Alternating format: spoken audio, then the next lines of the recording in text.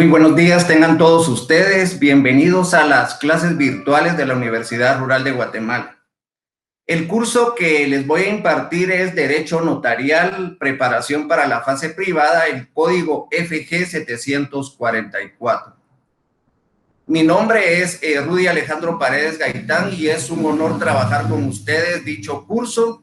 Para esta semana número 1, vamos a tratar los temas de lo que es el derecho notarial y la Constitución, la evolución histórica y la evolución histórica del derecho notarial, tanto a nivel mundial como a nivel guatemalteco, los principios generales del derecho notarial y la función notarial.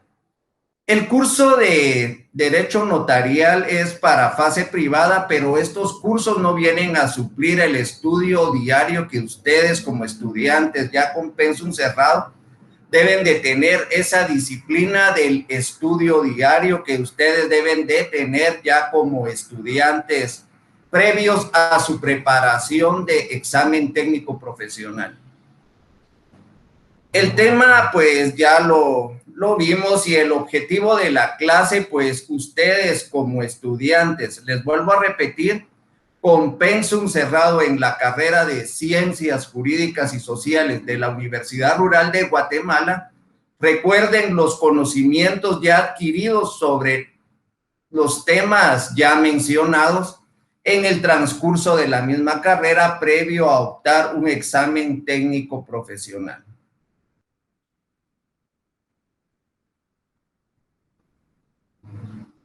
Antes de empezar ya a desarrollar los temas para esta semana, pues la bibliografía recomendada para el curso es los libros del doctor Neri Roberto Muñoz.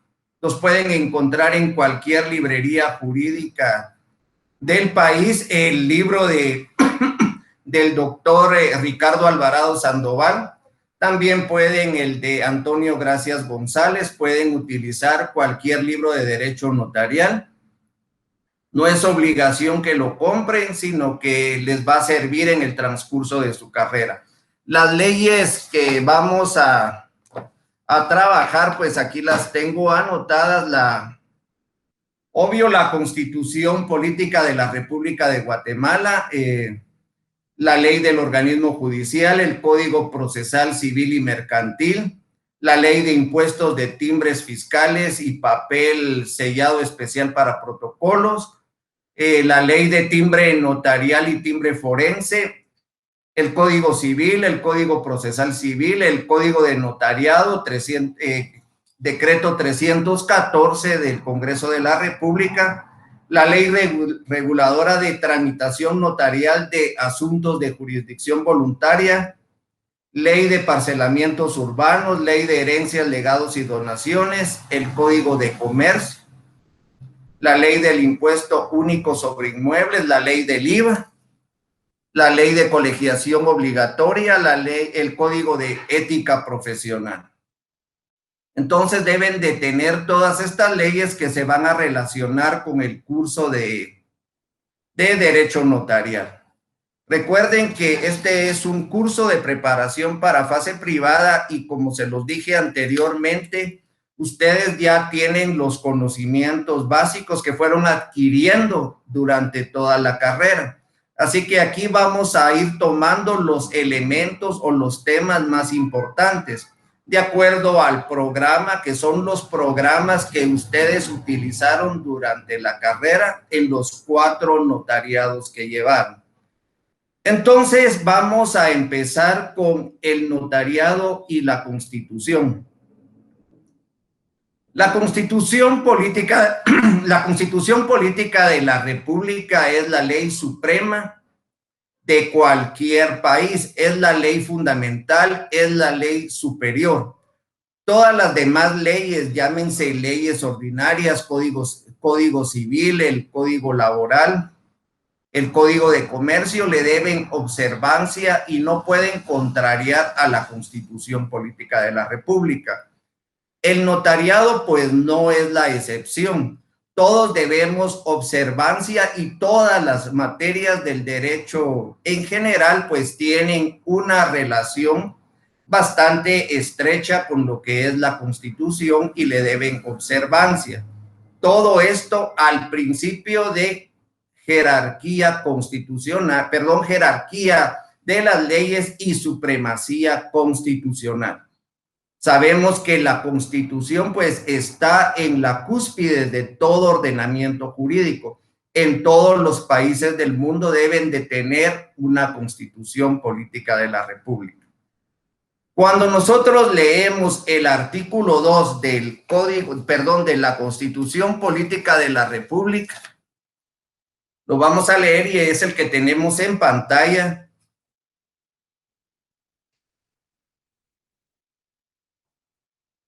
Deberes del Estado. El deber del Estado es garantizarle a los habitantes de la República la vida, la justicia, la seguridad, la paz y el desarrollo integral de la persona. Estos son los deberes del Estado, en la Constitución están todos los derechos inherentes a la persona, y cuando hablamos de la seguridad, los legisladores o los constituyentes, los que realizaron la Constitución Política de la República, no solo se referían a la seguridad física, a la seguridad personal de todos los habitantes, sino que también se referían a lo que era la seguridad jurídica. Todos aquellos actos y contratos pues deben de tener cierta seguridad, perdón, no cierta, una total seguridad jurídica para el beneficio de los habitantes. ¿Cómo se va a conseguir esta seguridad jurídica? Esta seguridad jurídica se va a conseguir a través de los notarios. Los notarios pues tienen fe pública o tenemos fe pública para poder realizar todos esos actos, todos esos contratos que nos están solicitando. Y se entiende por ciertos, por legales y toda la seguridad que nosotros le podemos brindar a los habitantes. En sí, la Constitución y el notariado se relacionan en lo que es la seguridad jurídica especialmente. Pero también la Constitución Política de la República nos da aquella investidura de funcionarios a nosotros como notarios. Si leemos el artículo 154 de la Constitución, espero que tengan la Constitución en sus manos y podamos ir leyendo y marcando los artículos. Artículo 154.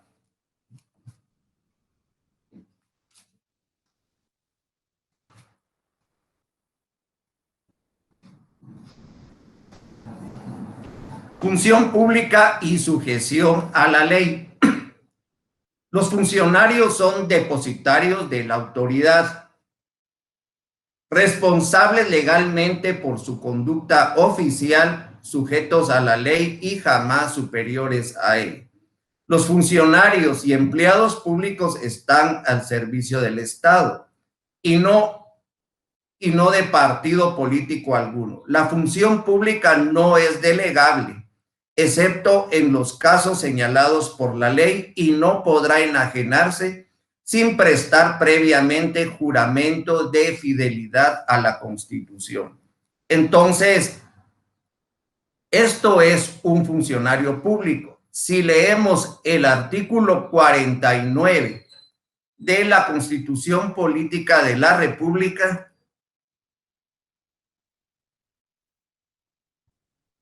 matrimonio. El matrimonio podrá ser autorizado por los alcaldes, concejales, notarios en ejercicio y ministros de culto facultados por la autoridad administrativa correspondiente. Y leamos el artículo 92 del Código Civil.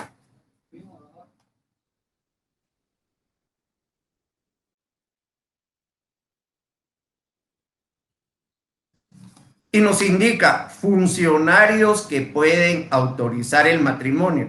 Entonces nos está dando esa calidad de funcionarios. ¿Qué es un funcionario? La Constitución Política de la República nos indica quiénes pueden autorizar el matrimonio, y el Código Civil en el artículo 92 nos dice funcionarios que pueden autorizar el matrimonio. El matrimonio debe autorizarse por el alcalde municipal o el concejal que haga sus veces, o por un notario hábil legalmente para el ejercicio de su profesión. También podrá autorizarlo el ministro de cualquier culto que tenga esa facultad otorgada por la autoridad administrativa correspondiente. Entonces nos está dando la calidad de notarios. Antes de continuar, pues de preguntas y dudas las pueden enviar al correo institucional. Yo les daré lectura y las estaremos resolviendo durante el transcurso del curso. Y vamos a empezar con la evolución histórica del notariado. En esta diapositiva, pues, dividimos cómo vamos a estudiar la evolución histórica del notariado, pero vamos a hacerlo de una manera superficial, de una manera así rápida, que ya ustedes pues tienen que ahondar en el tema ya en sus casas con la bibliografía que ustedes vayan adquiriendo. Vamos a empezar con el origen de la palabra notario. Esto está aquí en la diapositiva, el orden como lo vamos a seguir. Algunos personajes que antecedieron al notario, como los escribas, el tlacuilo en México y las diferentes culturas, cómo se vivió el notariado de acuerdo a las culturas. Entonces, vamos a empezar con los escribas hebreos, los escribas en egipcio, los escribas en Grecia, las culturas Roma, la Edad Media, España, América Latina y la ley del reino de las Indias que fue creada en América después de que los españoles invadieron nuestro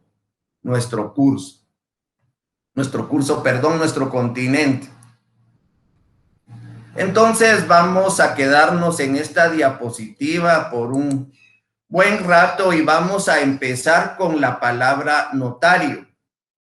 La palabra notario pues viene de lo que es notarius, de lo que es secretario, significa secretario, que es derivado de señalar, el secretario, de marcar, de escribir y de realizar notas, de la familia etimológica de la nota.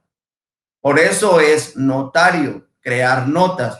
Antes de empezar a hablar del notario, es importante también mencionar lo que es el documento, porque en la antigüedad los escribas empezaron realizando el documento.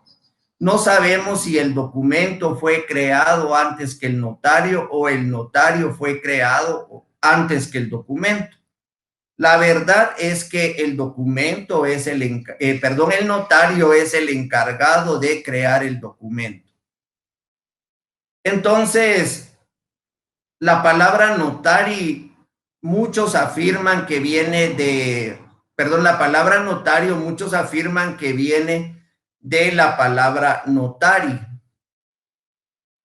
Notari pues viene de lo que son las notas tironianas. ¿Qué eran las notas tironianas? Era una especie de caracteres abreviados, taquigráficos que se utilizaban bastante en la Edad Media. Cuando miremos la Edad Media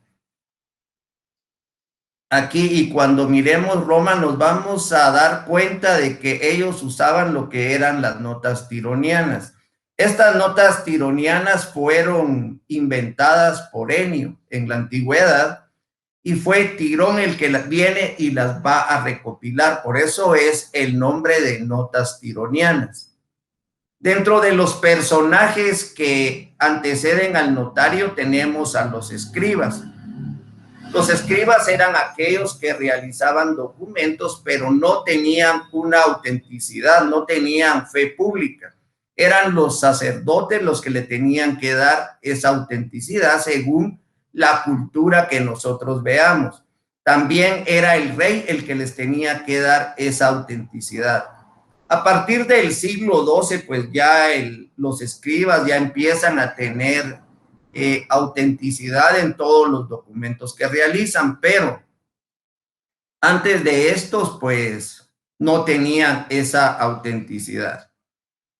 En México existe el tlacuilo, que es una especie de escriba egipto, solo que fue en México.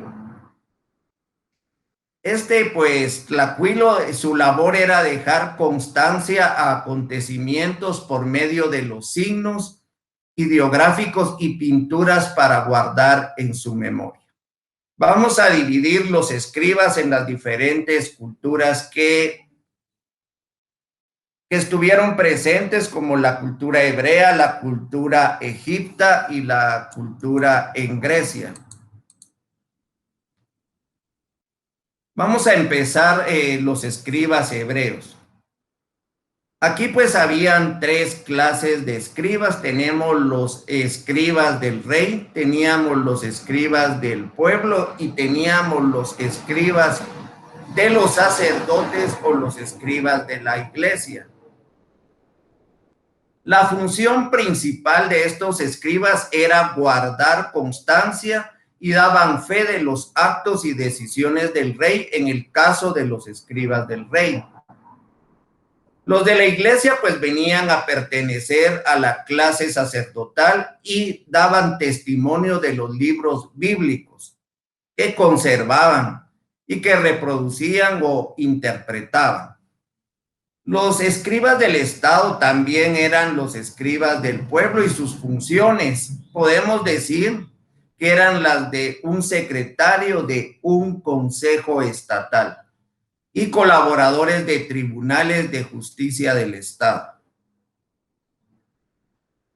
Los escribas del pueblo, pues estos redactaban de una forma apropiada los contratos privados que eran parecidos a los notarios actuales, pero su sola intervención, como lo dijimos al principio, no venía a dar legalidad a los contratos. Siempre deberían de ser autenticados o era necesario que los autenticara un superior jerárquico, que podía ser para los de la iglesia el sacerdote o podía ser el rey para los escribas del rey. Los escribas en Egipto.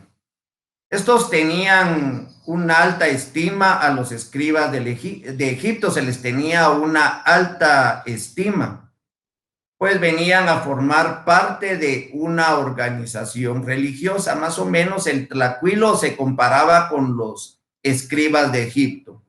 Estos estaban adscritos a las demás ramas del gobierno y tenían una función primordial, que era la redacción de los documentos, también a los particulares. Pero igual que los hebreos, no tenían autenticidad. Si no venía a estampar su firma otro funcionario superior jerárquico a los escribas. En Grecia, pues estos escribas también recibían el nombre de sígrafos, que eran los que venían a formalizar los contratos. Estos sígrafos formalizaban los contratos y su parte y le daban la forma a la voluntad de las personas, más o menos como la función modeladora que ahora tenemos los notarios. También en Grecia podemos mencionar tres personajes que se dieron a lo largo de la historia, como lo son los sígrafos, los apógrafos y Nemón. Los nemones pues eran los que venían a archivar los textos sagrados y los apógrafos eran los copistas en los tribunales. Esto es lo que se refiere a los escribas, así en términos muy generales. Y ahora nos vamos a la evolución histórica del notariado en las diferentes culturas.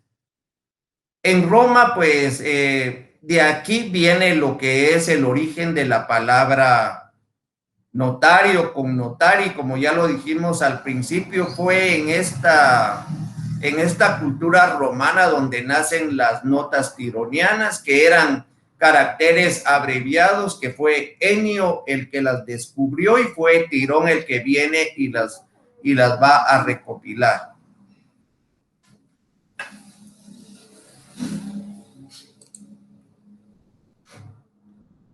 En la Edad Media, pues el solo hecho de saber leer y escribir, pues le daba un grado alto de cultura a los habitantes que podían hacerlo. Sin embargo, estos no tenían los conocimientos necesarios para poder redactar documentos, sino que lo único que hacían era redactarlos de una forma desordenada. El Imperio Romano pues vino a dar un retroceso a lo que era la evolución del notariado, ya que con los señores feudales el notario venía a hacer lo que ellos querían y no observaban el derecho, sino que era más que todo un notariado feudal. En España, los invasores españoles conservaron ciertas instituciones jurídicas de lo que era el derecho romano. También viene y recibe una influencia de la escuela de Bolonia en el año de 1228.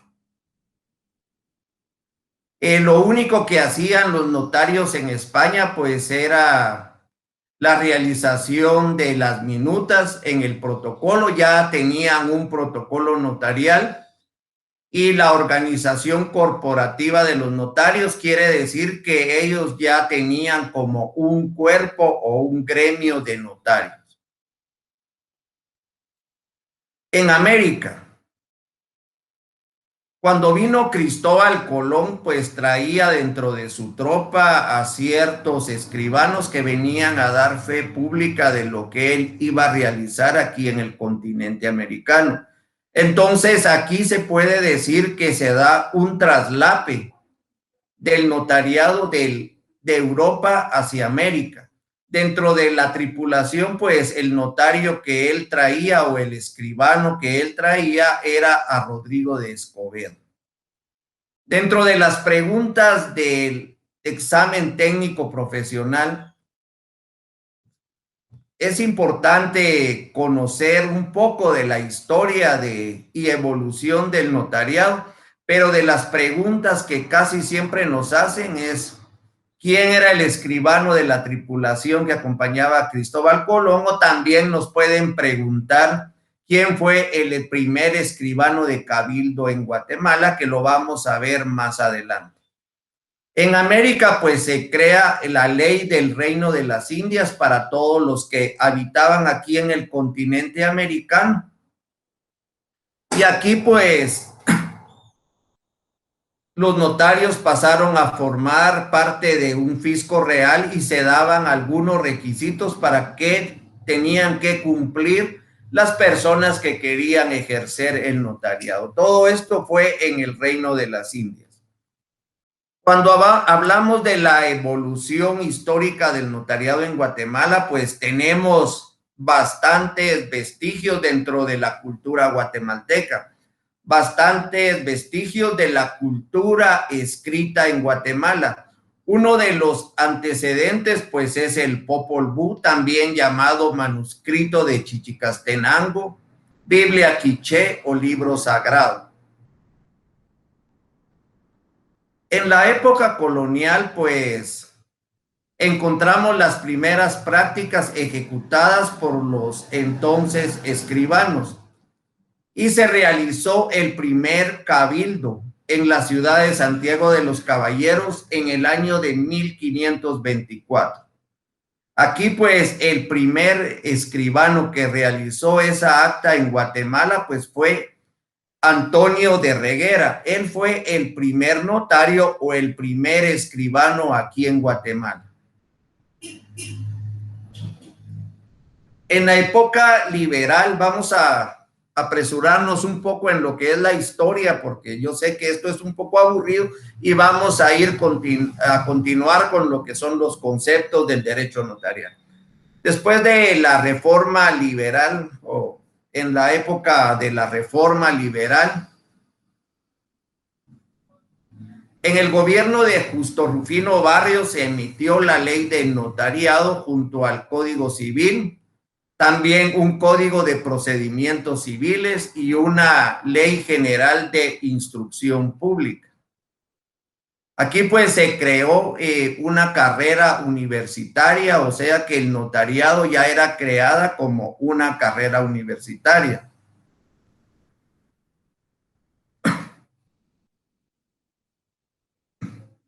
Perdón. Después de la Revolución de 1944 se reconoce la autonomía universitaria y se reconoce la colegiación obligatoria para todos los profesionales. Con el Código de Notariado, pues se pretende agilizar la contratación y unificar muchas disposiciones dispersas. En el Código de Notariado podemos decir que es una buena ley porque fue creada en el año de 1946 y entró en vigencia en el año de 1947. Y es la que todavía nos rige, la que tenemos nosotros que observar cuando realizamos todos los actos notariales a los que estamos sometidos. Es una buena ley, casi no ha tenido reformas. Aunque para reformar esta ley, el artículo 110, pues es un artículo muy especial que nos indica que nuestra ley o el código de notariado no puede ser, tiene que ser reformado mediante una reforma expresa, no mediante acuerdos, así como se van reformando otras leyes. El código de notariado en la época actual, pues actualmente, como ya se los dije, todavía nos rige lo que es el código de notariado, el decreto 314 del Congreso de la República. Ha tenido algunas reformas que tengo aquí escritas. Espero que ustedes las vayan anotando.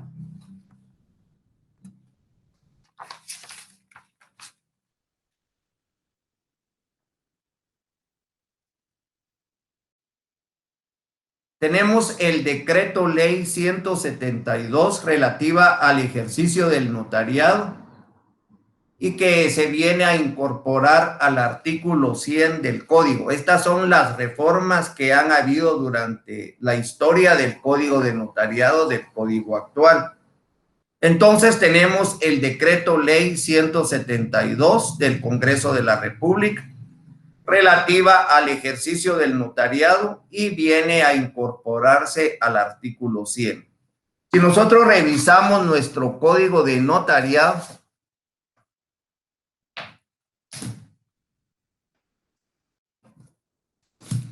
el artículo 100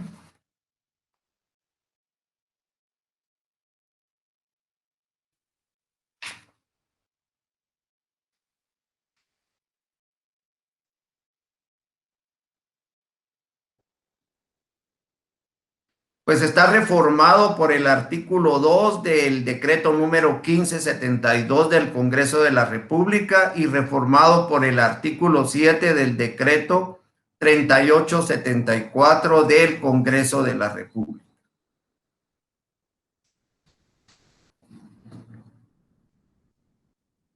El decreto 3874 del Congreso de la República, que es relativa a la inspección del protocolo y viene a reformar los artículos 84 y 86.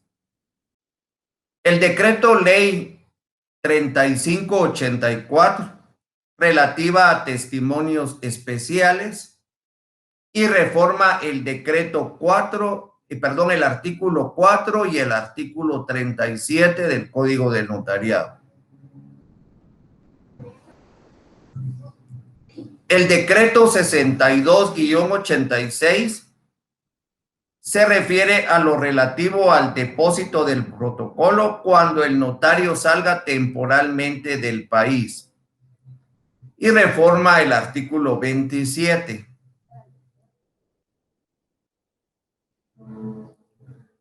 El decreto 28-87 del Congreso se refiere a la legalización de fotocopias y fotostáticas y viene a reformar el artículo 54-55. El decreto 131-96 referente al pago de apertura de protocolo y arancel de notario.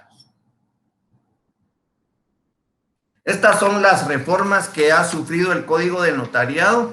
Sin embargo, el notariado pues también se relaciona con otras leyes como las que ya habíamos hablado al principio y podemos mencionar el decreto 54-77, ley reguladora de trámite de la tramitación notarial y asuntos de jurisdicción voluntaria.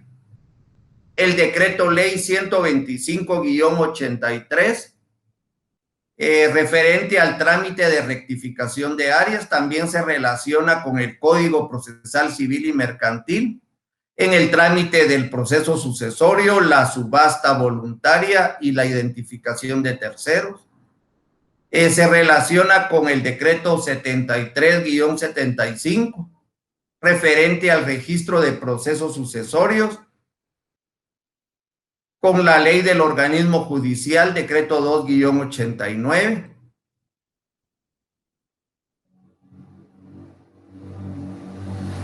con la ley de parcelamientos urbanos y la ley de herencias, legados y donaciones, la ley del timbre notarial y timbre forense y la ley de el timbre fiscal y papel sellado especial para protocolos. Con todas estas leyes se viene a relacionar el notariado en el quehacer notarial de cada uno de ustedes.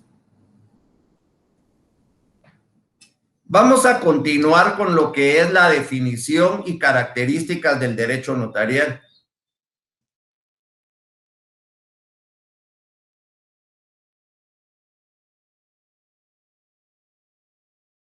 Cuando hablamos de definición del derecho notarial, pues existe un sinnúmero de autores que vienen a definir lo que es el derecho notarial.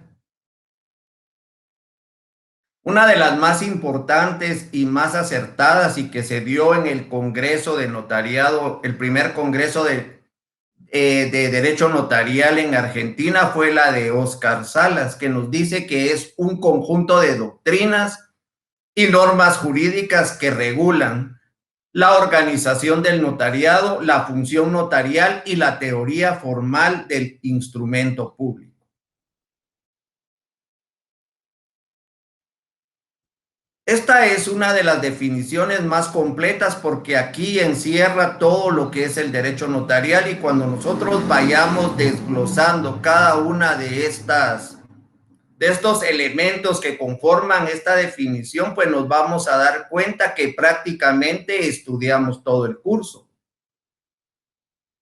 Si yo ahorita entro a desglosar todo lo que es esta definición en esta clase, pues podemos darnos cuenta que vamos a desarrollar casi el curso de notariado 1 que recibieron en la universidad.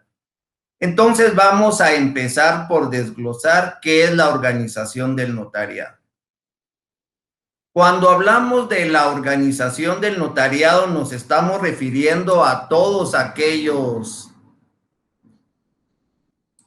a todas aquellas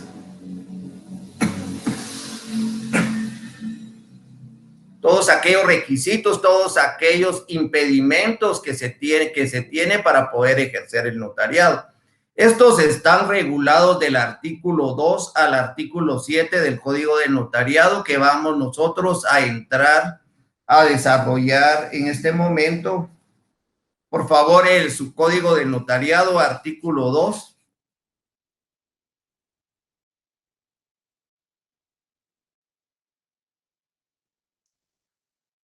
Para ejercer el notariado se requiere, y vamos a ponerle un título ahí con lapicero y le ponemos requisitos habilitantes del notario.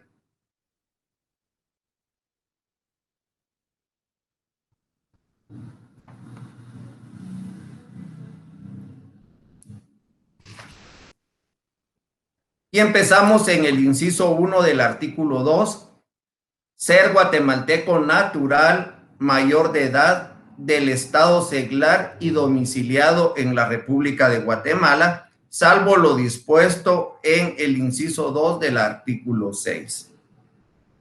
Y vamos a empezar a desarrollar este primer inciso del artículo 2 del Código de Notariado. Ser guatemalteco natural.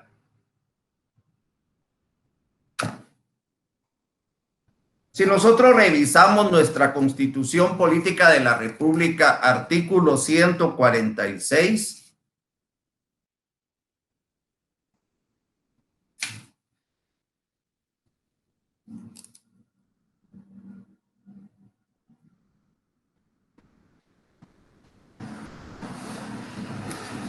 capítulo 2, título Nacionalidad y Ciudadanía. Naturalización. Son guatemaltecos quienes obtengan su naturalización de conformidad con la ley. Los guatemaltecos naturalizados tienen los mismos derechos que los de origen, salvo las limitaciones que establece la Constitución. Revisemos el artículo 144, nacionalidad de origen. Son guatemaltecos de origen los nacidos en el territorio de la República de Guatemala, naves, aeronaves guatemaltecos, y los hijos de padre o madre guatemaltecos nacidos en el extranjero. Se exceptúan los hijos de funcionarios diplomáticos y de quienes ejerzan los cargos legalmente equiparados. A ningún guatemalteco de origen puede privársele de su nacionalidad. Tenemos dos clases de ciudadanos. Aquí en Guatemala tenemos, de guatemaltecos, tenemos los guatemaltecos de origen y los naturalizados. Los de origen, pues, como lo dice la Constitución, son todos aquellos nacidos aquí en el territorio nacional, y los naturalizados son aquellas personas que adquieren la nacionalidad guatemalteca. El Código de Notariado nos pide como un requisito habilitante para poder ejercer el notariado ser guatemalteco natural. O sea que aquellas personas nacidas en otro país que adopten la nacionalidad guatemalteca, pues pueden ser notarios. Mayor de edad, nos dice siempre el inciso 1.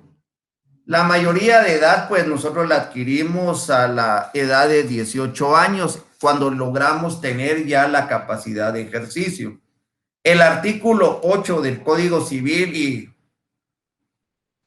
disculpen que vayamos viendo, pero necesitamos tener el fundamento legal de cada cosa que nosotros vayamos platicando para que ustedes se vayan acostumbrando a tener ese manejo de leyes que es necesario en su examen técnico profesional. El artículo 8 nos dice capacidad. La capacidad para ejercicio de los derechos civiles se adquiere por la mayoría de edad. Son mayores de edad los que han cumplido 18 años. Los menores que han cumplido 14 son capaces. Nos está hablando de la capacidad.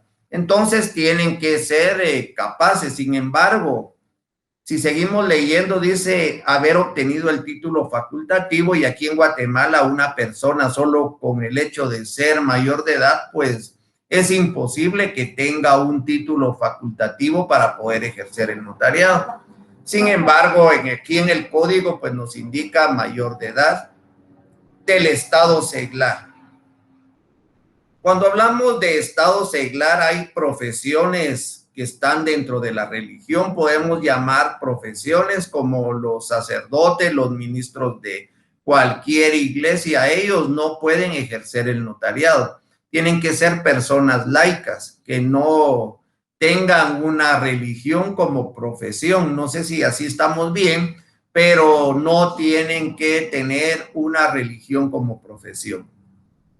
Y domiciliado en la República de Guatemala, domiciliado en la República.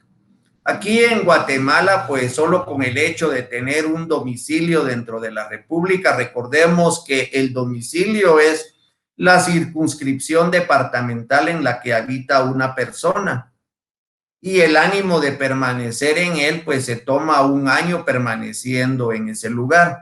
Recordemos que el sistema latino adoptado aquí en Guatemala para ejercer el notariado es un sistema abierto. Los notarios podemos ejercer en cualquier parte de la República de Guatemala, no como en otros países que adoptan un sistema numérico o un sistema cerrado, donde pueden ejercer solo en ciertas áreas. Aquí no, entonces el requisito esencial es domiciliado en la República. Podemos estar domiciliados en cualquier departamento y podemos ejercer el notariado, salvo lo dispuesto en el artículo, en el inciso 2 del artículo 6. Revisemos ese inciso.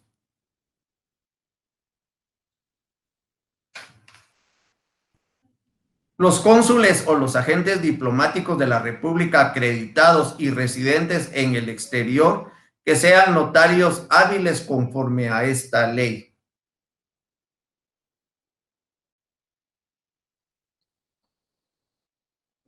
Donde nos indica quiénes también pueden ejercer el notariado. Continuando con el artículo 2, ahora inciso 2, para haber obtenido el título facultativo en la República o la incorporación con arreglo a la ley. Aquí en Guatemala, pues ya todos sabemos que para poder ser notarios debemos obtener ese título facultativo en cualquier universidad del país donde exista una facultad de ciencias jurídicas y sociales. Y aquí en Guatemala, pues vamos a obtener 3 títulos: el título de abogado, el título de notario y el título de licenciado en ciencias jurídicas y sociales.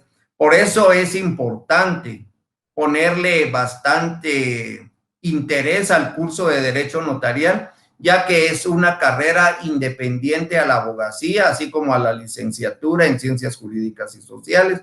Es una carrera totalmente independiente, aunque van de la mano, ya que el sistema que nosotros adoptamos aquí en Guatemala, el sistema latino, nos indica que el notario debe de ser un conocedor del derecho para poder dar esa seguridad jurídica a todos los habitantes de la República. Y eso nosotros lo adquirimos en las aulas universitarias, en la graduación y en la colegiación. Por eso debe de tener el título facultativo o la incorporación con arreglo a la ley. Esto lo van a hacer a través de la Universidad de San Carlos. Todos aquellos que se graduaron en otra universidad en el extranjero y quieren que su título surta efectos aquí en Guatemala, pues pueden realizar la incorporación a través de la Universidad de San Carlos.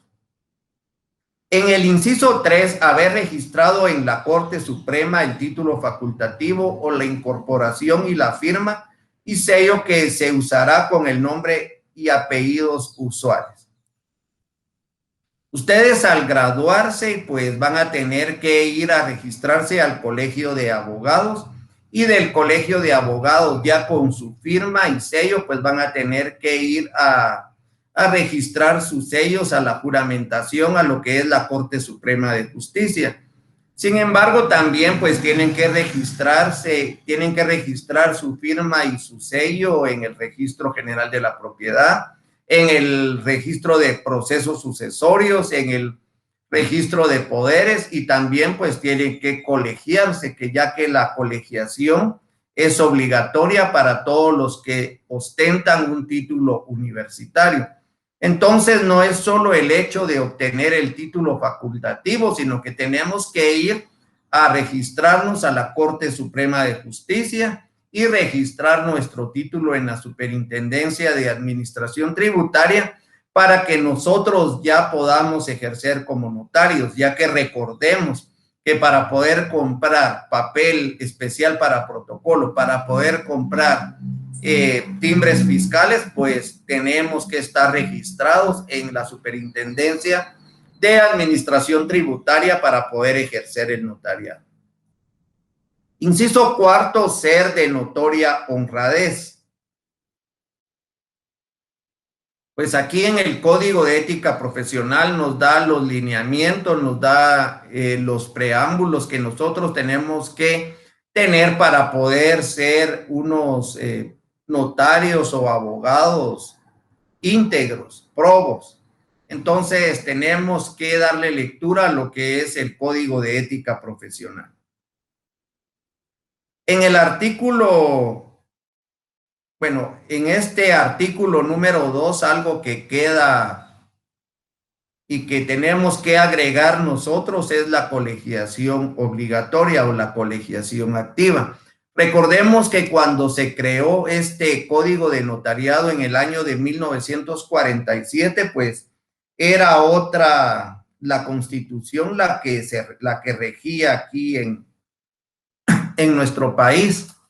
En el año de 1985, pues entró en vigencia la actual Constitución Política de la República y en el artículo 90, pues nos habla de lo que es, o perdón, establece lo que es la colegiación profesional. Entonces también debemos de colegiarnos. Pero aquí en Guatemala es el primer paso que nosotros damos después de que ustedes presenten su examen técnico profesional, su examen o aprobación, impresión de tesis, su acto de graduación. Esa constancia pues la tienen que llevar al colegio de abogados juntamente con una declaración jurada de otro notario donde va a establecer que ustedes son unas personas de notoria honradez, y aquí pues se viene a suplir lo que son los requisitos habilitantes para ejercer el notariado. Leamos el artículo 90 de la Constitución Política de la República. La colegiación de los profesionales universitarios es obligatoria y tendrá por fines la superación moral, científica, técnica y material de las profesiones universitarias y el control de su ejercicio. Los colegios profesionales como asociaciones gremiales con personalidad jurídica funcionarán de conformidad a la ley de colegiación profesional y obligatoria y los estatutos de cada colegio. Se aprobarán con independencia de las universidades a las que fueran egresados sus miembros. Todos vamos a ser miembros de un solo colegio de abogados, no importa de qué universidad sean egresados. Contribuirán al fortalecimiento de la autonomía de la Universidad de San Carlos de Guatemala y a los fines objetivos de todas las universidades del país. En todo asunto que se relacione con el mejoramiento del nivel científico y técnico y cultural de las profesiones universitarias, las universidades del país podrán requerir la participación de los colegios profesionales. Entonces, estos son los requisitos para poder nosotros ejercer el notariado.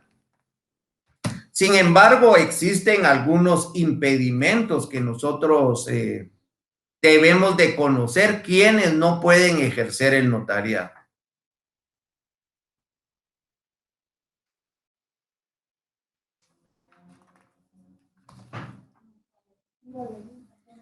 En el inciso 1 del artículo 3 nos habla de los civilmente incapaces. En el artículo 9 del Código Civil, pues nos establece lo que es la incapacidad. Los mayores de edad que adolecen de enfermedad mental que los priva de discernimiento deben de ser declarados en estado de interdicción. Pueden asimismo ser declarados en estado de interdicción las personas que por abuso de bebidas alcohólicas o de estupefacientes se exponen ellas mismas o exponen a sus familias a graves perjuicios económicos. La declaratoria de interdicción produce desde la fecha en que sea establecida la sentencia firme incapacidad absoluta de la persona para el ejercicio de sus derechos, pero los actos anteriores a tal declaratoria pueden ser anulados si se probaren que la incapacidad existía notoriamente en la época en que se verificaron. Entonces, los civilmente incapaces.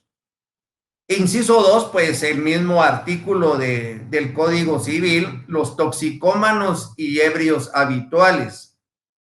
los ciegos, sordos, mudos y los que adolezcan de cualquier otro defecto físico o mental que les impida el correcto desempeño de su cometido.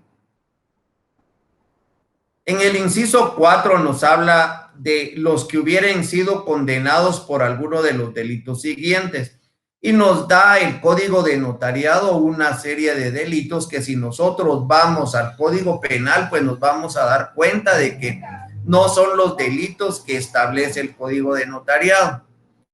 Lo que pasa es que en nuestro código, el decreto 17-73 fue creado después del Código de Notariado, y en aquel Código Penal a que hacía referencia el Código de Notariado, pues sí existían los delitos en esos artículos.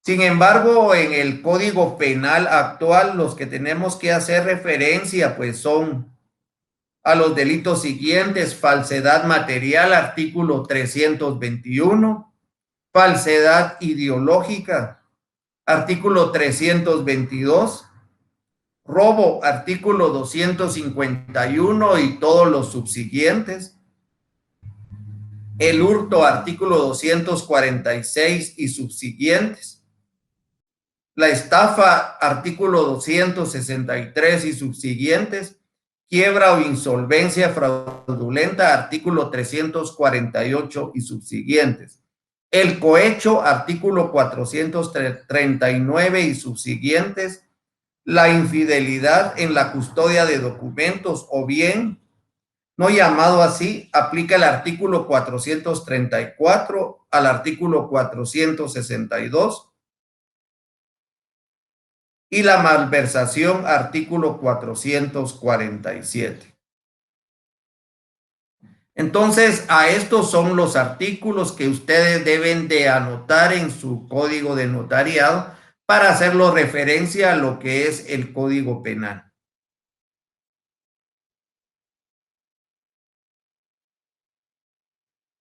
En el artículo 4 del Código de Notariado todavía estamos para hacer una anotación, para hacer una observación. Todavía estamos en lo que es la definición y características del derecho notarial, conjunto de doctrinas y normas jurídicas que regulan la organización del notariado. Todavía estamos aquí. Todo esto se refiere a lo que es la organización del notariado, que son las causas habilitantes, los impedimentos y las incompatibilidades que se dan para poder ejercer nuestra profesión.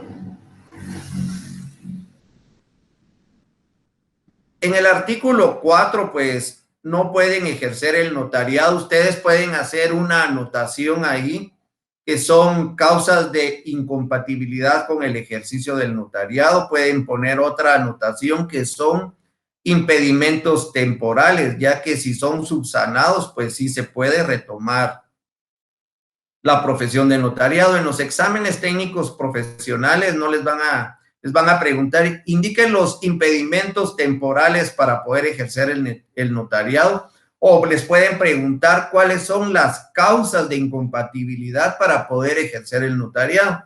Entonces se están refiriendo a este inciso, artículo 4. Los que tengan auto de prisión motivada por alguno de los delitos a que se refiere el inciso 4 del artículo 23. Entonces, ya hicimos la anotación qué delitos son. Entonces, ellos, mientras que subsanen su situación jurídica, pues están inhabilitados para ejercer el notariado. Una vez la hayan ellos restablecido, pues pueden nuevamente ejercer el notariado. Los que desempeñen cargo público que lleve aneja jurisdicción, podemos mencionar a todos los que lleven a su profesión adjunta una jurisdicción, como los jueces, como los magistrados, los funcionarios y empleados de los organismos ejecutivo y judicial de las municipalidades que devenguen sueldos del Estado o del municipio, Tenemos que tener en claro que nos está indicando todas aquellas personas que devenguen sueldos, o sea, que sean empleados. Recordemos que cuando nosotros prestamos servicios profesionales y facturamos, no somos empleados de esa institución. Por ejemplo, los del renglón 029. Nosotros estamos recibiendo una remuneración a cambio de nuestro servicio profesional. Entonces ahí no tenemos una incompatibilidad para ejercer el notariado. Y el presidente del Congreso de la República. Cuando habla del presidente del Congreso de la República, se está refiriendo estrictamente al presidente del Congreso de la República, no a los demás diputados. Los demás diputados, pues, sí pueden ejercer, sí pueden cartular, pueden colocar su oficina o su notaría profesional. Los que hayan cumplido durante un trimestre civil o más con las obligaciones que impone el artículo 37 de este código, los notarios que se encuentren en este caso podrán expedir los testimonios especiales atrasados con los requisitos que establece este código a efecto de subsanar dicho impedimento. Cuando nosotros leemos el artículo 37 del Código de Notariado, se está refiriendo a todas aquellas obligaciones, como los avisos notariales, de los testimonios especiales que debemos de enviar 25 días después de la redacción de un instrumento público, los avisos notariales como el aviso trimestral de cuál fue el último instrumento que nosotros realizamos después de cartular durante 3 meses, los avisos de cancelación, el aviso de documentos provenientes del extranjero. Todos esos avisos pues son avisos obligatorios que nosotros debemos de realizar. La inobservancia de este artículo pues nos acarrea una inhabilitación como notarios. Entonces vamos a tener ese impedimento temporal para poder ejercer el notariado. Por ejemplo, se nos olvidó dar un testimonio especial cuando sale la lista de notarios inhabilitados y nos encontramos ahí y nosotros en ese momento acabábamos de faccionar una escritura que llegó al registro de la propiedad. Esa escritura va a ser suspendida y nos van a poner en la razón porque el notario no está habilitado para ejercer la profesión. Entonces se refiere prácticamente a esto, que no cumplimos con el artículo 37. Cuando nosotros acarreamos una inhabilitación por no cumplir estas obligaciones, pues inmediatamente el Archivo General de Protocolos envía un oficio a la Superintendencia de Administración Tributaria, donde ya no nos van a vender papel especial para protocolo ni timbres fiscales, y manda a los diferentes registros. Si nosotros vamos a ingresar una escritura al registro de la propiedad, inmediatamente nos la suspenden. Si vamos a ingresar un acta de nombramiento al registro mercantil, también es motivo de rechazo. Entonces, estos son impedimentos temporales para ejercer el notariado. El inciso 5 nos habla de casos especiales para el ejercicio. Pueden ejercer el notariado, no obstante lo preceptuado en los incisos 2 y 3, los miembros del personal directivo y docente de la Universidad de San Carlos y de los establecimientos de enseñanza del Estado. Los abogados, consultores, consejeros o asesores, los miembros o secretarios de las comisiones técnicas consultivas o asesoras de los organismos del Estado, así como los directores o redactores de las publicaciones oficiales cuando el cargo que sirvan no sea de tiempo completo. Los miembros del Tribunal de Conflictos de Jurisdicción, los miembros de las corporaciones municipales que desempeñen sus cargos ad honorem, excepto el alcalde, y los miembros de juntas de conciliación de los tribunales de arbitraje y de las comisiones paritarias que establece el Código de Trabajo. Entonces, ellos sí pueden ejercer el notariado. En el inciso C, en el artículo 6, pueden también ejercer el notariado los jueces de primera instancia en las cabeceras de su jurisdicción en que no hubiere notario hábil o habiéndolo estuviere imposibilitado se negare a prestar sus servicios. En tal caso hará constar en la propia escritura el motivo de su actuación notarial. La infracción de este precepto o la inexactitud del motivo de su actuación como notario no anula el documento, pero sí obliga al juez al pago de una multa equivalente al doble de los honorarios que le correspondiere conforme al arancel. La multa será impuesta por la Corte Suprema de Justicia.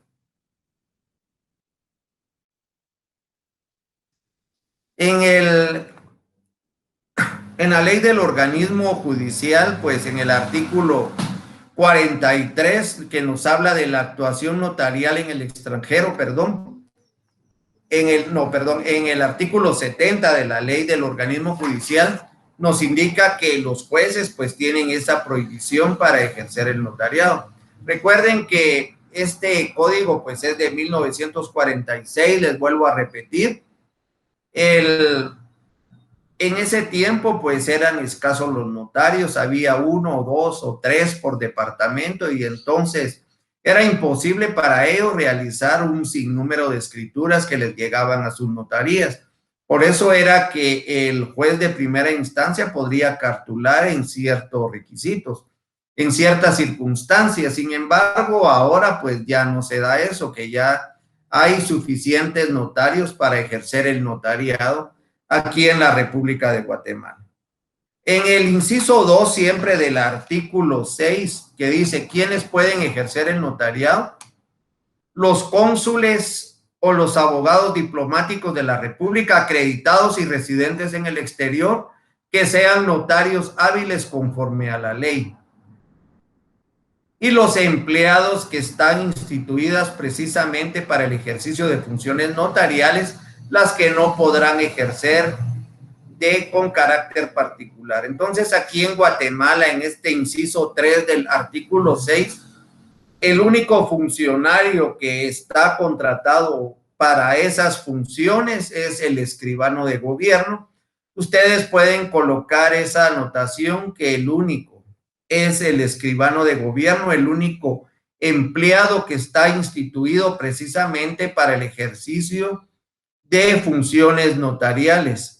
Él no lo puede hacer de una forma particular, solo puede hacer escrituras donde intervenga el Estado. Entonces es el escribano de gobierno. Impedimentos para notarios de instituciones de crédito. Los abogados titulares de las instituciones de crédito no podrán autorizar los documentos en que comparezcan o tengan interés directo dichas instituciones, salvo las actas de sorteo y remate. Aquí podemos poner como ejemplo las famosas cartas de pago, donde cualquier particular se acerca a una institución bancaria a realizar un préstamo. Después del cumplimiento de esa obligación, o sea, de que hayan pagado el préstamo, y si tienen alguna hipoteca o ellos necesitan un finiquito, pues tienen que acudir al banco para la realización de esa carta de pago.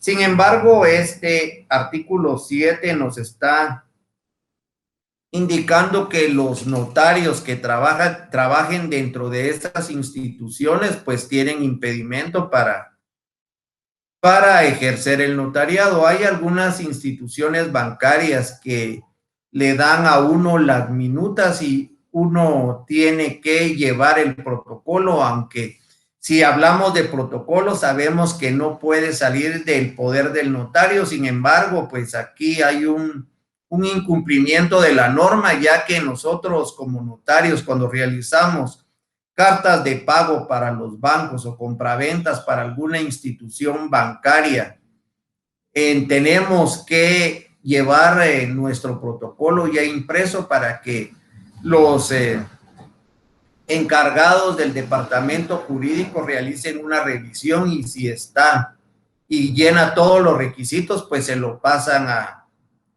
al representante legal de esa institución para que firme la carta, nos la regresan y nosotros ya la vamos a registrar. Entonces, del artículo 2 al artículo 7 estamos hablando de lo que es la organización del notariado. Todavía estamos en la definición del derecho notarial, lo único que la estamos desglosando para que vayamos entendiendo lo completa que es la definición de Óscar Salas, que prácticamente nos está dando todo lo que se refiere a la función notarial. Cuando hablamos, perdón, al derecho notarial, cuando hablamos de la función notarial, nos estamos refiriendo al quehacer del notario. Pero antes de hablar del quehacer del notario, es importante mencionar qué es el notario. En el artículo 1 o en toda la legislación guatemalteca no vamos a encontrar una definición legal de notario, solo vamos a encontrar qué es lo que hace el notario. En el artículo 1 del Código de Notariado, revisémoslo.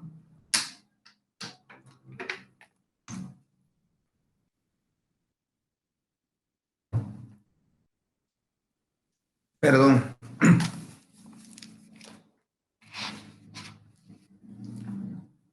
Nos indica, el notario tiene fe pública para hacer constar y autorizar actos y contratos en que intervenga por disposición de la ley o a requerimiento de parte. Primero vamos a empezar por qué es el notario. El notario, pues, es el profesional del derecho porque debe de ser incorporado, debe de haber estudiado en una universidad del país. Es un profesional del derecho encargado de una función que consiste en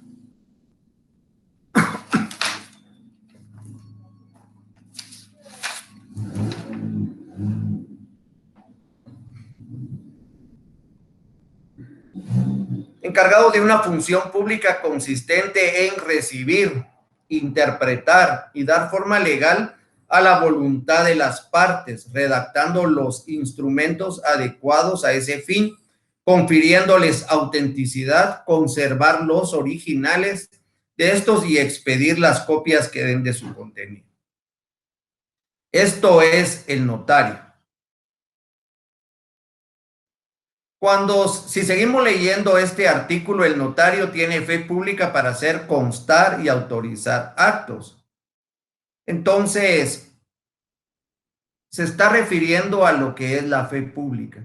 ¿Qué es la fe? Primero vamos a ver qué es la fe. Es la creencia que tenemos de algo que no se percibe por nuestros sentidos.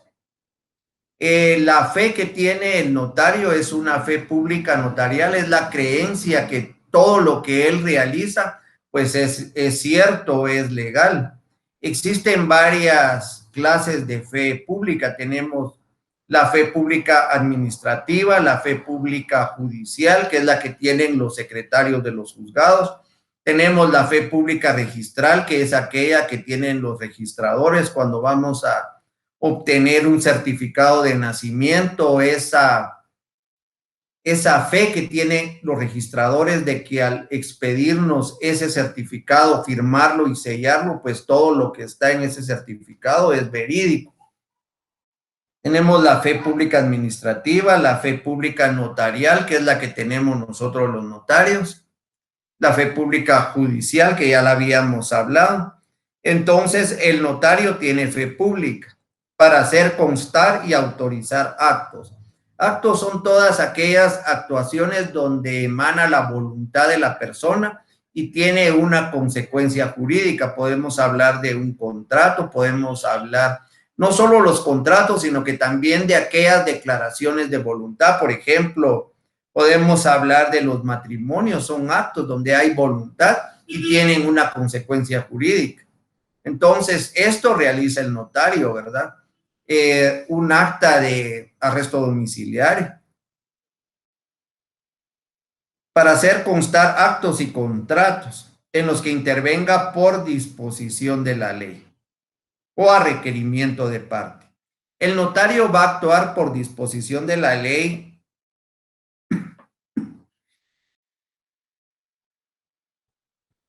de acuerdo a los artículos 91 y 100 del Código Civil y en los artículos 132 y 144 del Código Procesal Civil.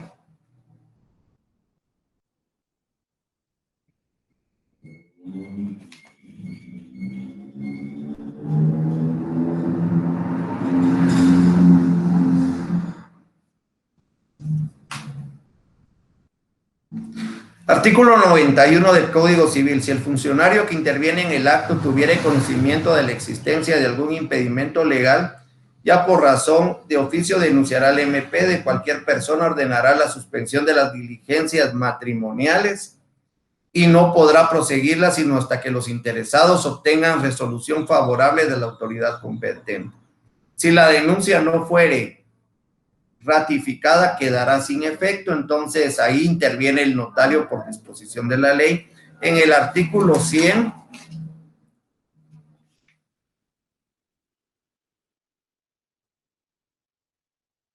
constancia del acto, siempre estamos hablando del matrimonio. Una vez efectuado el matrimonio, el funcionario que lo autorice entregará inmediatamente constancia del acto a los contrayentes, razonará las cédulas de vecindad y demás documentos de identificación que se le presenten y enviará aviso a la oficina del registro. Bueno, aquí es cédulas de vecindad, ahora es el Registro Nacional de las Personas dentro de los 15 días siguientes. Aquí está actuando el notario por disposición de la ley porque la ley le está diciendo notario tiene que actuar. Esto es por disposición de la ley. Revisemos el artículo 133 y el artículo 144 del Código Procesal Civil y Mercantil.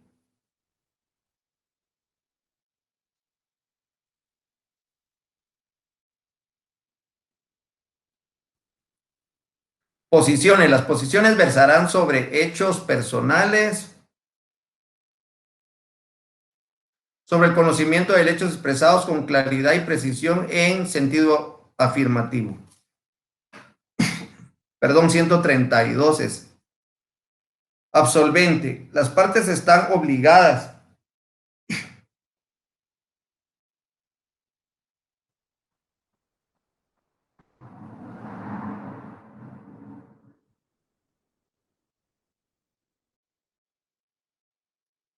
perdón, hagan una anotación ahí, es artículo 33 y artículo 71 del Código Procesal Civil y Mercantil.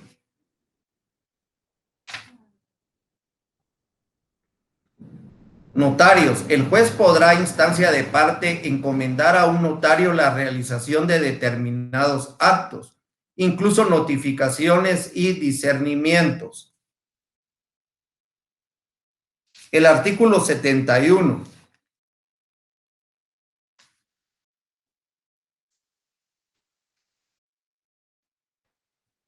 Forma de las notificaciones personales. Para hacer las notificaciones personales, el notificador del tribunal o un notario designado por el juez o a costa del solicitante y cuyo nombramiento recaerá preferentemente en el presupuesto por el interesado, irá a la casa del que haya indicado este y en su defecto al de la residencia conocida en el lugar donde habitualmente se encuentre. Y si no lo hallare, hará la notificación por medio de cédula. Entonces estamos hablando de las notificaciones que tiene que realizar el notario. Sin embargo, si nosotros seguimos leyendo el Código del Código Procesal Civil y Mercantil, en el juicio oral, en la división de la cosa común, también nos indica nombramiento del partidor. El juez procurará venir a las partes sobre el nombramiento del partidor, que tiene que ser un notario para poder hacer ese proyecto de partición. Entonces, el notario actúa por disposición de la ley o a requerimiento de parte. Recordemos que el notario no puede actuar de oficio a menos que la ley disponga, como en los casos que acabamos de ver, siempre debe de actuar rogado, o sea, el principio de rogación. tiene que ser rogado, él no puede actuar de oficio, sino que siempre a requerimiento de parte. Entonces, la función notarial es el quehacer del notario, todo lo que el notario va a realizar. Existen varias funciones que vamos a ver al final de la clase o al principio de la clase de la otra semana. Y la teoría formal del instrumento público, que recordemos que lo esencial en el derecho notarial es la creación del instrumento público. ¿Qué es el instrumento público? Aunque la ley no nos define qué es el instrumento público, el artículo 29 únicamente nos da los requisitos del instrumento público y el artículo 31, ambos del Código de Notariado, nos indica los requisitos esenciales que debemos de cumplir para la realización del instrumento público. Y del artículo 29 al artículo 50 o 49 creo que es, todos los requisitos de las escrituras especiales, todo lo que debe de llenar.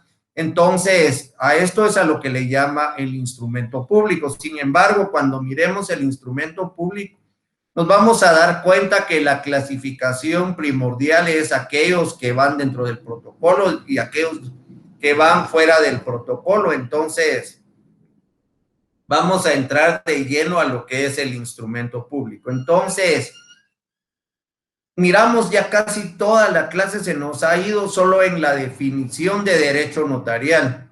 Nos podemos dar cuenta que prácticamente el curso de derecho notarial 1 lo miramos solo en la definición de derecho notarial. Cuando hablamos de las características, actúa dentro de la fase normal del derecho, quiere decir que no hay derechos en conflicto. Siempre va a haber un interés, siempre va a haber un requerimiento de las partes para llegar con el notario. El notario debe de cumplir esa función, no debe de ser parcial para aquella persona que lo está requiriendo, sino que debe de ser imparcial. Tiene que asegurar tanto los intereses de A como en los intereses de B, de los otorgantes o de los requirentes, que son sujetos totalmente distintos que van a actuar en el instrumento público. Confiere certeza y seguridad a los hechos y actos solemnizados en el instrumento público. Todo esto pues se refiere a lo que es la fe pública del notario, la fe pública, la certeza, que solo por autenticarlo, solo por llevar la firma y sello, pues se cree que es verídico. Por ejemplo, en el inciso 29, en el artículo 29, revisemos, del Código de Notariado, en el inciso 3, la fe de los conocimientos que intervienen en el notario.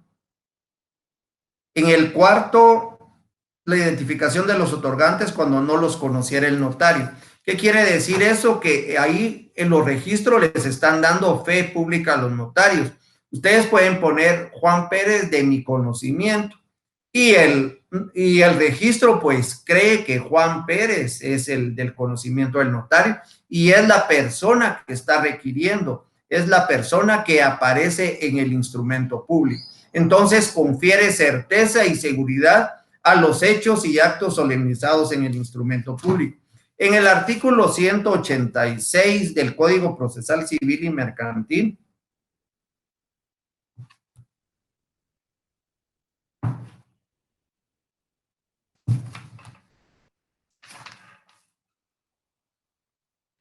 autenticidad de los documentos autorizados por notario o funcionario o empleado público en ejercicio de su cargo producen y hacen plena prueba. Entonces aquí se está cumpliendo esa característica que aplica al derecho objetivo condicionado a las declaraciones de voluntad y a la ocurrencia de ciertos hechos de modo que se creen o rebustezcan los derechos subjetivos.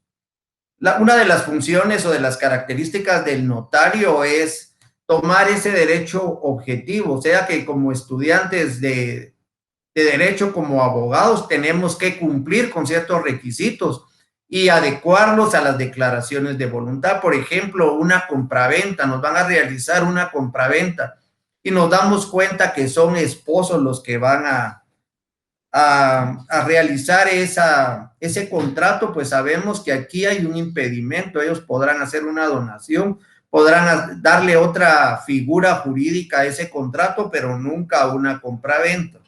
Entonces tenemos que aplicar ese derecho objetivo a las declaraciones de voluntad. O sea, que todo lo que van a realizar sea de una forma legal. Es un derecho cuya naturaleza jurídica no puede encasillarse en la tradicional división entre el derecho público y derecho privado. El derecho notarial actúa de una forma independiente, ya que con el derecho público se relaciona con todos los registros que hay, incluso cuando se hacen actas de sobrevivencia en los trámites de jubilación, se está relacionando con el derecho público. Sin embargo, también se puede decir que es de derecho privado, porque nosotros cartulamos esos contratos entre particulares, esas declaraciones de voluntad que se van a dar entre particulares. Principios propios del derecho notarial. Cuando hablamos de principios, estamos hablando de los lineamientos, de las directrices que se dan en cada rama del derecho. Cada rama del derecho tiene sus principios. El derecho, perdón, tiene sus principios generales, pero cada rama del derecho tiene sus principios propios, y el derecho notarial pues no es la excepción. Dentro de los principios podemos hablar del principio de la fe pública que tienen los notarios. Solo por el hecho de ser notario, todo lo que se realiza pues es auténtico, es certero. Todo lo que se relaciona de la forma, pues se le debe de dar una adecuación a la voluntad de las personas, se debe de adecuar a lo que es el instrumento público. De la autenticación es uno de los principios más importantes, que esto se cumple con el sello y la firma del notario. Todo documento que vaya autenticado por notario, pues sabemos que debe de ser certero y verídico. Inmediación, pues el principio de inmediación, todo se debe de realizar en frente del notario.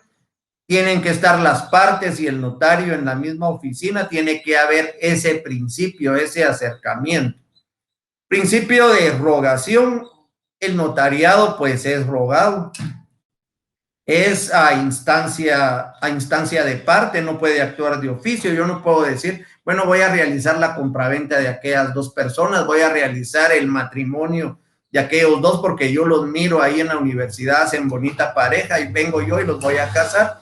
No podemos, tiene que ser a rogación. De consentimiento, uno de los principios más importantes, porque los otorgantes o los requirentes, después de haber leído en su totalidad el instrumento público y de habérseles explicado los alcances jurídicos que tiene que tener, van a dar su consentimiento para autorizar ese instrumento público. Unidad de acto.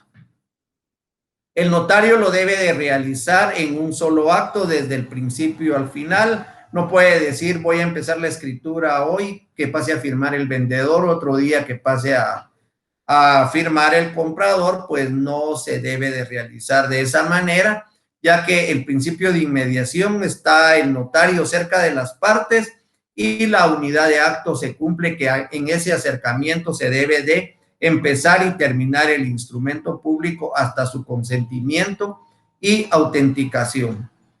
El protocolo, pues si lo tomamos como principio, no como esa colección ordenada de escrituras, matrices, actas de legalización y razones de legalización de firma, podemos decir que es un principio que brinda seguridad a la guarda de todos los instrumentos públicos que realiza el notario, ya que el protocolo pues no va a salir del poder del notario. Eso mismo pues va relacionado con lo que es la seguridad jurídica. En la publicidad, pues todos los actos que realiza el notario son públicos. Claro que hay excepciones, como los actos de última voluntad, como el testamento o como las declaraciones, como las donaciones mortis causa.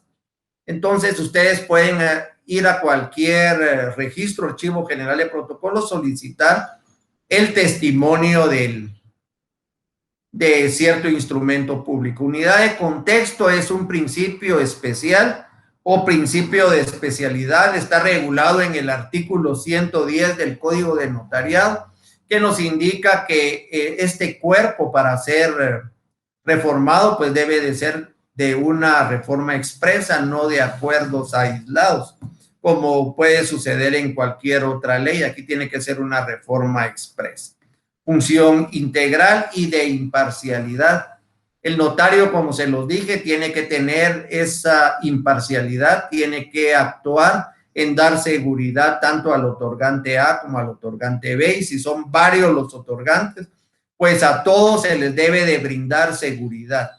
Si viene Juanito, que es nuestro amigo, y nos dice, hagamos una compraventa, y ustedes mira que se van a vulnerar los derechos de la otra persona y ustedes no la conocen, pues aquí no se está cumpliendo esa función. Ustedes deben de ser imparciales. Relación del derecho notarial con otras ramas. Con el derecho civil, pues se relaciona en casi todo. Si nosotros nos vamos al libro 1 del Código Civil, pues todo lo que es la persona, pues identificación de persona, identificación de tercero, el matrimonio, todo esto pues lo tenemos en el libro 1. En el libro 2, compraventa de bienes, las hipotecas, las cancelación de hipotecas, prenda, compraventas de propiedad, de copropiedad, servidumbres, todo lo que se relaciona con el derecho civil. En el libro 3, todo lo que son los procesos sucesorios en vía notarial, acta de inventario, la liquidación, el registro, la fase registral en el proceso sucesorio. En el libro 4, pues todas las obligaciones y todos los contratos que se deben de dar en el código, perdón, en el libro 4, que es el del registro de la propiedad, el registro, la relación que hay entre el notario y el registro de la propiedad. Y en el libro 5, todos los contratos que el notario realiza. Con el derecho mercantil, pues se relaciona, si nosotros nos damos cuenta, actas de representación, actas de protesto, constitución de sociedades anónimas, constitución de toda clase de sociedades, de bancos, etcétera. Entonces, se relaciona con el derecho mercantil. Con el derecho procesal civil, ya lo vimos, notario notificador, notario partidor. Con el derecho administrativo, siempre está el notario en relación con el Estado, actas de sobrevivencia para jubilación, auténtica de documentos, auténtica de firmas que van a ir a los diferentes registros, y el derecho registral, que nos relacionamos con el registro de la propiedad, con el registro de poderes cuando realizamos un poder, con el registro mercantil, con el registro de procesos sucesorios, etcétera, etcétera. Dentro de las fuentes del derecho notarial podemos decir que la única fuente de derecho notarial es la ley, y las demás pues solo sirven para nutrirlas. Preguntas para esta semana. ¿Qué nombre recibe el primer escribano de Guatemala, o quién es el primer escribano de Guatemala? ¿En qué año fue emitido el decreto 314 del Congreso de la República de Guatemala? ¿Qué número de decreto corresponde a la ley que se refiere al trámite de rectificación de área seguida ante notario? ¿Cuál es el principio del derecho notarial que indica que la intervención del notario siempre es solicitada y no puede actuarse de oficio?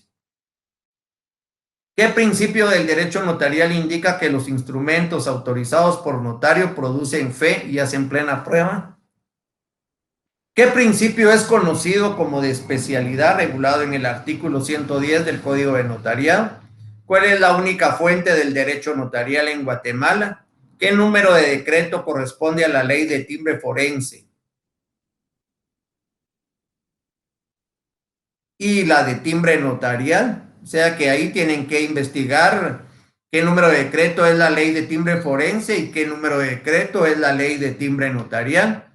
¿Cuál es el principio de derecho notarial que indica que el instrumento público debe de ser perfeccionado en un solo acto? ¿Y qué nombre recibe el escribano que traía Cristóbal Colón en la tripulación cuando descubrió América? Entonces los insto a estudiar derecho notarial. Yo sé que esta clase tal vez la sintieron un poco tediosa porque nos referimos más que todo a la historia del derecho notarial, pero es importante conocer la evolución, el origen de todas las ramas del derecho que nosotros vamos a estudiar. Recuerden, como se los dije al principio, la disciplina y el estudio. Ya para ser profesionales, ustedes ya están a un solo escalón. Tiene que ser constante, no se deben de conformar solo con lo de que yo les doy aquí en el curso y solo a leer las preguntas y a buscarlas dentro de las diapositivas. Tienen que estudiar para poder ser unos profesionales de éxito. Muchas gracias por su atención. Es todo por hoy.